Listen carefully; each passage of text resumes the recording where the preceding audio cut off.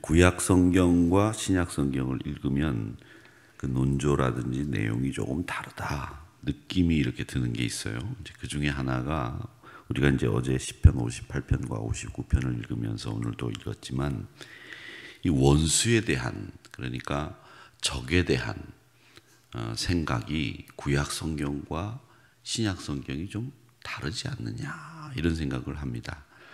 그러니까 그 원수에 대해서 예수님은 이렇게 얘기하셨거든요. 70번씩 7번씩이라도 용서해라 이렇게 말씀하셨는데 70번씩 7번씩 용서하라고 하는 말씀은 무제한으로 용서해 주라는 뜻이죠. 사실은 70번씩 7번이면 490번인데 딱 490번까지만 용서하고 491번째부터는 그냥 내버려 두지 말라 이 말씀이 아니잖아요. 그러니까 무제한으로 용서해라 이런 말씀으로 이해할 수 있는데 구약 성경은 달라요. 구약 성경은 하나님 원수들을 가만히 두지 마시고 원수들을 그냥 귀머거리, 어저께 말씀대로 얘기하면 귀머거리 독사같이 만들어 버려라 뭐 이렇게 얘기를 하고 흩어버려라 아주 무지막지하게 얘기를 하신단 말이죠. 이렇게 원수에 대한 구약 성경과 신약 성경의 생각이 다른 이유가 뭘까? 도대체 성경은 같은 거 아닌가? 이런 생각을 여러분 가질 수 있으실 겁니다. 근데 이 원수라고 하는 것은 여러분 잘 아셔야 되는 것이 나에게 피해를 주고 나를 어렵게 만든 사람을 원수라고 합니다. 근데 원수에 대해서 이 성경은 이렇게 각각의 얘기들을 하는데 심지어 우리가 알고 있는 이야기들 가운데서 원수에 대한 전혀 다른 생각들을 볼 수 있는데 특히 구약 성경 같은 데는 이 시편에서 원수를 용서해 줘야 된다는 이런 말을 찾아보기가 힘들단 말이죠. 그 원수는 죽여야 되는 존재고 극복해야 되는 존재고 없어져야 될 존재들이다. 포용 같은 건 아예 없어요. 구약 성경의 가르침이 원수에 대한 생각이 이렇게 다른 이유가 뭘까? 그 분명히 다른 이유를 여러분 좀 아셔야 되는 것이 있습니다. 그 이유 중에 하나는 구약 성경은 구약 시대의 배경이 구약 성경에 쓰여진 이유고 그 당시의 사람들에게 하나님이 적절하게 주신 말씀이신데 구약 시대 때는 무엇보다 이스라엘 백성들이 애굽에서 나와서 가나안 들어가기까지 광야 생활을 하고 그 광야 생활을 극복하고 가나안에 가서도 그 원주민들을 쫓아내고 성경 말씀대로 얘기하면 진멸하고 그 가나안 땅을 차지해야 되는 곳 그것입니다.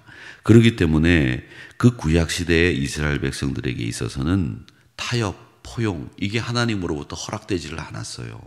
다 진멸해라. 남기지 말아라.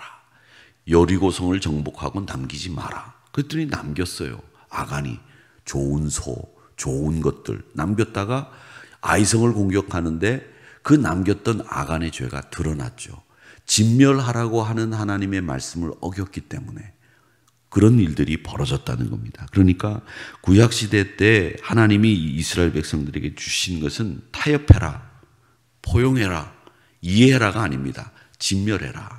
그 이유는 뭐냐 하면 구약 성경은 그렇게 죽여야 되고 보복하고 없어져야 될 존재로 이야기하는 이유는 냉정하고 한치의 여유도 없어 보이지만 이건 하나님의 명령이 하나님은 이스라엘 백성들을 통해서 원수들을 포용하고 이해할 수 있는 상황이 아니에요. 지금 그들은 우상을 섬기던 원주민들 이방인들을 접촉하면서 500년 600년 동안 노예로만 남의 명령을 듣고 살다가 이제 자유를 얻었어요. 해방됐어요. 구원 얻었어요.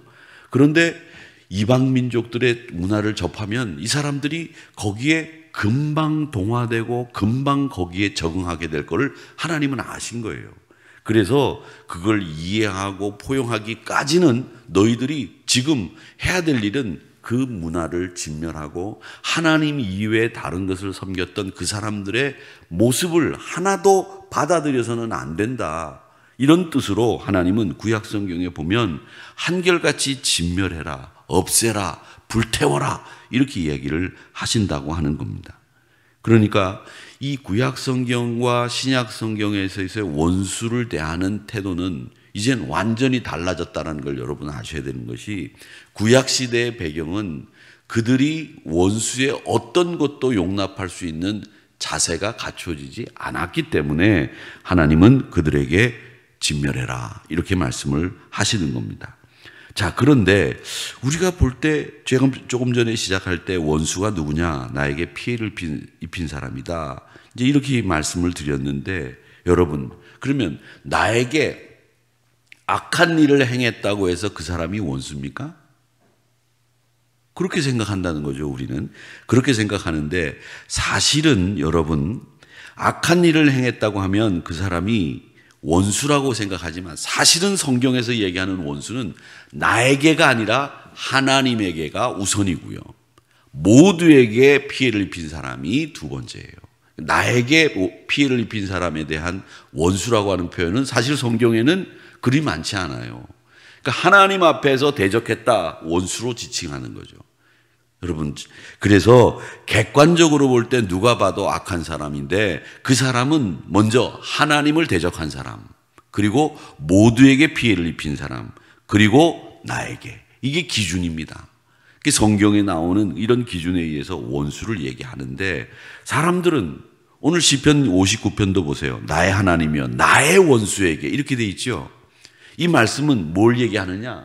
나의 원수에게 나를 건지시고 일어나 치려는 자에게서 나를 높이 두소서 이렇게 얘기를 하는데 이 말씀은 반대로 우리에게 뭘 얘기하느냐? 하나님 나의 원수를 없애주세요 이런 얘기가 아니라 사실은 하나님 나의 원수를 없애달라고 하는 이 기도 자체가 그렇게 하나님이 기뻐하시는 기도는 아니다. 이걸 얘기하고 있어요. 우리에게. 어제도 말씀을 드렸지만 오늘도 우리는 세상이 어떻게 생각합니까? 나를 피해 입힌 사람, 나에게 손해를 준 사람, 이런 사람을 원수라고 생각을 하고 하나님 앞에 그런 사람을 죽여달라고 기도하고 청원하는 것처럼 보이지만 하나님은 이 청원을 통해서 우리에게 분명하게 말씀하시는 것은 뭐냐면 세상이 다 나에게 피해를 입힌 사람을 원수라고 부르지만 너희들은 나에게 피해를 입힌 사람보다 하나님을 대적하는 사람들을 먼저 눈여겨볼 수 있어야 된다. 이 말씀을 지금 이 나라고 하는 말을 쭉 하시면서 우리에게 말씀하시고 있다는 겁니다. 그러니까 여러분, 나에게 피해를 입힌 사람이 원수라고 하기보다는 하나님의 대적을 원수라고 부른다고 하는 사실을 이 구약 성경을 통해서 우리는 꼭 알고 있어야 된다는 겁니다.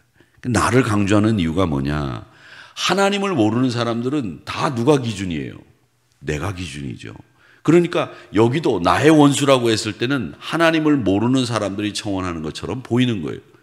여러분, 하나님을 대적하는 것이 그것이 원수이고 또 내가 중심이고 내가 기준이 돼서는 안 된다는 거죠. 3절의 말씀에 보면 그들은 내 생명을 해하려고 엎드려 기다리고 강포한 자들이 함께 나를 치려고 합니다.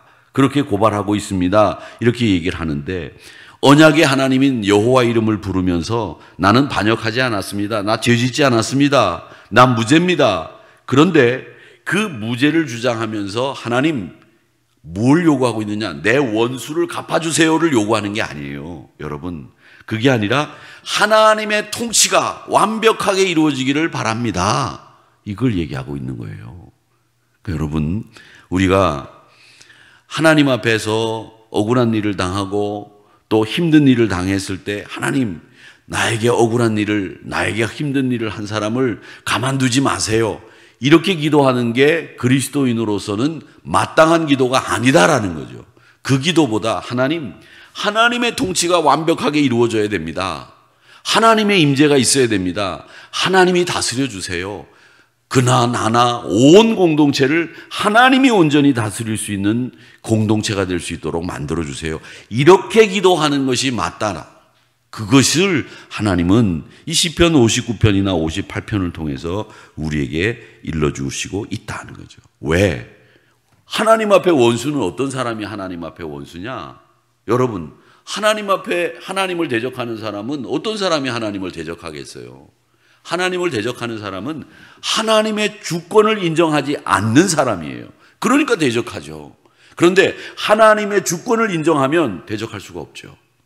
그리고 하나님의 주권을 인정하면 우리 모두를 하나님이 다스리시기만 하면 그건 저절로 회복도 되고 또 보수도 되는 거기 때문에 우리가 기도해야 되는 것은 더 차원 높은 보복, 보수. 그건 뭐냐? 하나님의 통치가 완벽하게 이루어지기를 바라는 기도만 하면 된다.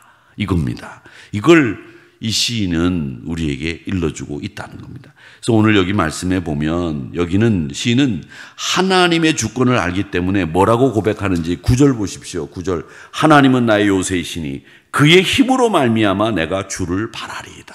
이렇게 얘기하고 있거든요. 이건 하나님의 주권을 완벽하게 인정하고 있는 거죠. 원수는 인정하지 않는 거예요. 그러니까 이 하나님의 주권이 완벽하게 인정되어지는 우리 공동체, 우리 삶 되기를 바라는 이 시편 기자의 이야기를 여러분 보시기를 바랍니다. 이거보다 더 큰 위로가 어디 있습니까? 이거보다 더 큰 안도감이 어디 있어요? 내가 하나님의 힘으로 말미암아 내가 주를 바라고 소망합니다. 이것만큼 더 큰 힘이 어디 있냔 말이죠. 그렇기 때문에 우리는 아버지 하나님 앞에 나의 구원을 이루신 하나님, 내가 하나님의 통치를 바랍니다. 하나님의 주권을 소망합니다. 나는 하나님이 피난처이십니다. 이렇게 고백을 하는 거예요. 그래서 17절에도 이렇게 얘기합니다. 나의 힘이시여. 그 다음 16절에서도 나는 주의 힘을 노래하며 이렇게 얘기하잖아요. 내 힘을 노래하는 게 아니지 않습니까? 여러분, 사람들은 분노가 차고 화가 차고 또 자기를 주체할 수 없을 이런 일들을 당하게 되면 항상 내 힘이 강해지기를 바라고 나를 기준으로 생각하기 쉽습니다. 그런데 오늘 이 말씀을 통해서 우리들은 배우는 것은 시인이 뭐라고 얘기합니까? 나의 힘이 아니라 여호와의 힘. 나의 힘이 아니라 나의 힘은 주의 힘. 이렇게 노래하지 않고 있습니까? 그걸 우리는 바라볼 수 있어야 된다. 그분이 행동하시게끔 만들어야 된다라고 하는 것을 우리는 알아야 됩니다. 그래서 하나님 앞에 뭐라고 간청하느냐? 11절 보세요. 뭐라고 간청하느냐 하면 그들을 죽이지 마옵소서. 나의 백성이 잊을까 하나이다. 하나님, 그런 거 아닙니다. 그렇게 얘기를 하죠. 만약에 우리가 원수라고 생각했던 것에 대해서 지금까지 생각했던 것대로 그 논조로 생각한다면 그들을 죽이소서, 그들을 멸하소서, 그들을 없이 하소서 이렇게 얘기해야 되는 거 아닙니까? 그러니까 죽이지 마소서라고 하는 말은 뭐냐면 정말 그거보다 더 중요한 일이 있습니다. 하나님, 우리를 다스려 주세요. 하나님, 우리의 피난처 되어 주세요. 그걸 얘기하고 있다는 겁니다. 그러니까 신의 관심은 나쁜 사람을 응징하고 악을 괴멸시키고 없애는 것보다 궁극적으로는 하나님의 명령이, 하나님의 권세가, 하나님의 힘이 회복되는 것을 원하고 있구나라는 것을 알 수 있습니다. 그렇습니다. 여러분, 우리는 하나님 앞에서 우리 공동체가, 우리가 살고 있는 삶의 터전에서 정말 필요한 것은 하나님의 말씀이 회복되고 하나님의 능력이 회복되고 하나님의 힘이 내 힘이 되는 그런 성도들이 모여있는 공동체가 될 때 하나님은 기뻐하는 공동체로 하나님의 역사가 일어난다라고 하는 것이죠. 그렇기 때문에 여러분, 억울한 일이 많은 세상에 살고 있지 않습니까? 남의 일인데 내 일처럼 생각돼서 참 가슴 아픈 일도 많이 있습니다. 그런 걸 보면 하나님이 안 계신 것처럼 보이지만 그럴수록 우리는 기도해야 될 것이 보수하는 일, 보복하는 일, 복수하는 일, 이런 일에 관심을 기울이는 것보다 하나님, 하나님의 힘이 내 힘이 되게 해주세요. 하나님이 나의 피난처 되게 해주세요. 하나님, 하나님의 통치가 완벽하게 이루어지는 이 땅이 되기를 원합니다.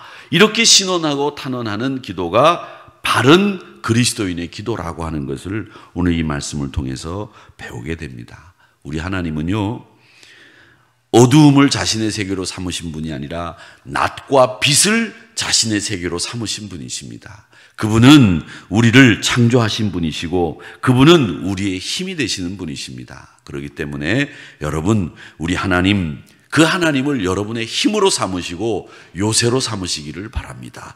그분이 나를 통치하셔야 우리가 온전해지는 겁니다. 그게 주님은 나의 요새이십니다 라고 하는 고백을 할 수 있는, 그 고백에 걸맞는 신앙의 주인공이 될 수 있다라고 하는 것을 아시고, 여호와를 여러분의 힘과 요새로 삼으시는 우리 하늘이 성도님들이 되시기를 주님의 이름으로 축원합니다.